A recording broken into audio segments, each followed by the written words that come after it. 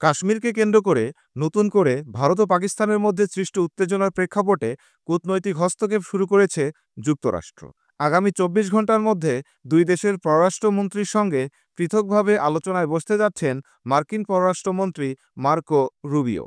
মার্কিন পররাষ্ট্র দপ্তরের মুখপাত্র ট্যামি ব্রুস এক সংবাদ ব্রিফিংয়ে বলেন, আমরা উভয় পক্ষের সঙ্গে যোগাযোগ করছি এবং স্পষ্ট জানাচ্ছি যেন কেউ পরিস্থিতি আরও ঘোলাটে না করে। তিনি আরও জানান, যুক্তরাষ্ট্র বর্তমানে আঞ্চলিক শান্তি বজায় রাখতে সক্রিয়ভাবে কাজ করছে এবং উত্তেজনা যেন যুদ্ধের রূপ না নেয় সেজন্যই এই উদ্যোগ। উল্লেখ্য, ভারতের পক্ষ থেকে কাশ্মীরের পেহেলগামে সাম্প্রতিক সন্ত্রাসী হামলার জন্য পাকিস্তানকে দায়ী করা হয়েছে, যদিও কোনো ধরনের নির্দিষ্ট প্রমাণ এখনও প্রকাশ করা হয়নি। অপরদিকে পাকিস্তান এই অভিযোগ দৃঢ়ভাবে অস্বীকার করেছে এবং আন্তর্জাতিক তদন্তের আহ্বান জানিয়েছে। এই প্রসঙ্গে সরাসরি কোনো পক্ষের অভিযোগকে সমর্থন না জানিয়ে যুক্তরাষ্ট্র জানায়, তারা পরিস্থিতি ঘনিষ্ঠভাবে পর্যবেক্ষণ করছে এবং দুই দেশের সঙ্গেই সরাসরি যোগাযোগ রাখছে।